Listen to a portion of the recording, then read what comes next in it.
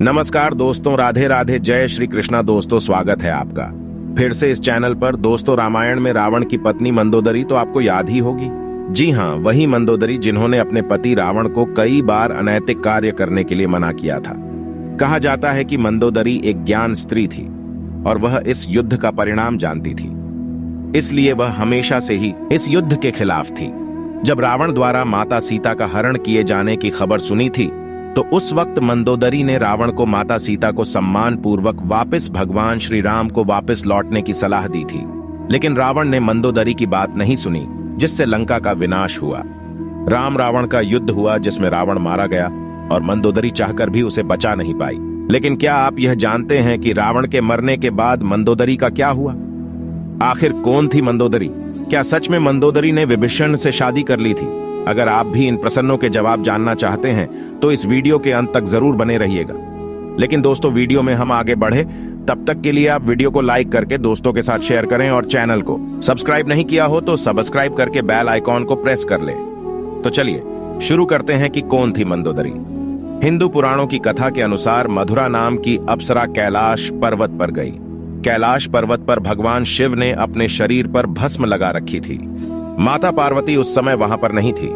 ऐसे में मधुरा भगवान शिव को आकर्षित करने का प्रयास करने लगी।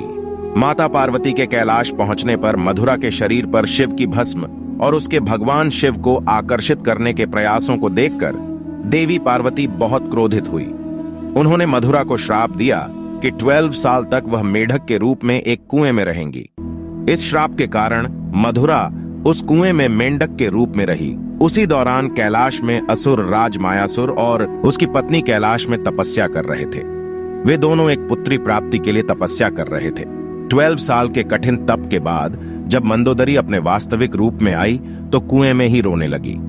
मायासुर और उसकी पत्नी ने जब मधुरा के रोने की आवाज सुनी तो उसे कुएं से बाहर निकाला और अपनी पुत्री के रूप में गोद ले लिया।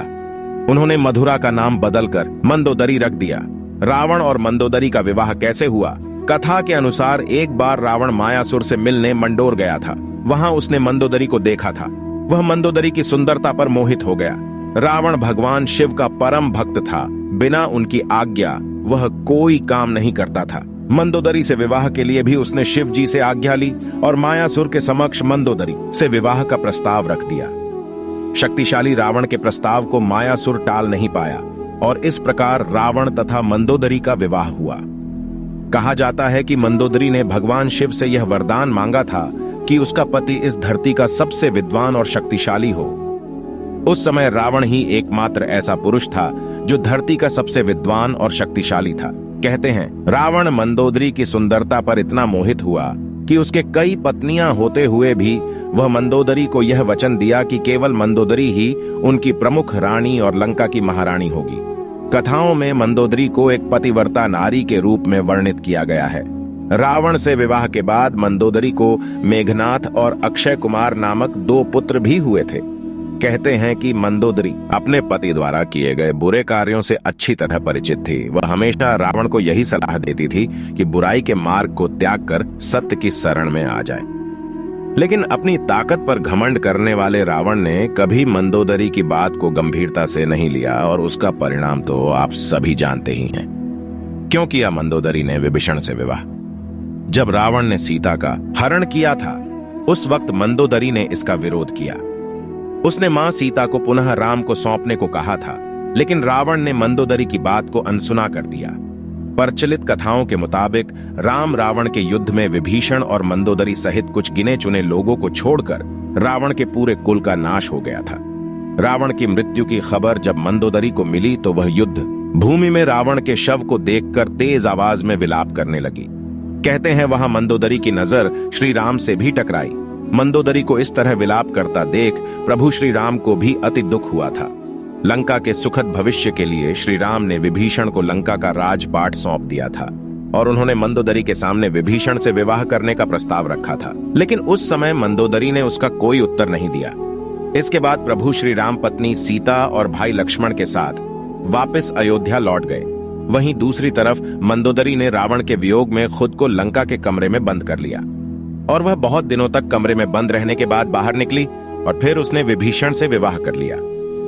लेकिन कुछ विद्वान इस बात को सीधे तौर पर नकारते हैं। उनका मानना है कि मंदोदरी एक पतिव्रता नारी थी। वह अपने पति के प्रति पूरी तरह समर्पित थी। इतनी महान ज्ञानी और पतिव्रता नारी ऐसा निर्णय नहीं ले सकती। ऐसे में रावण की मृत्यु के बाद मंदोदरी का विभीषण से विवाह करना दिवंगति के अलावा और कुछ नहीं है। वैसे दोस्तों, आपको क्या लगता है कि मंदोदरी ने विभीषण से दूसरा विवाह किया था? कमेंट में जरूर बताएं।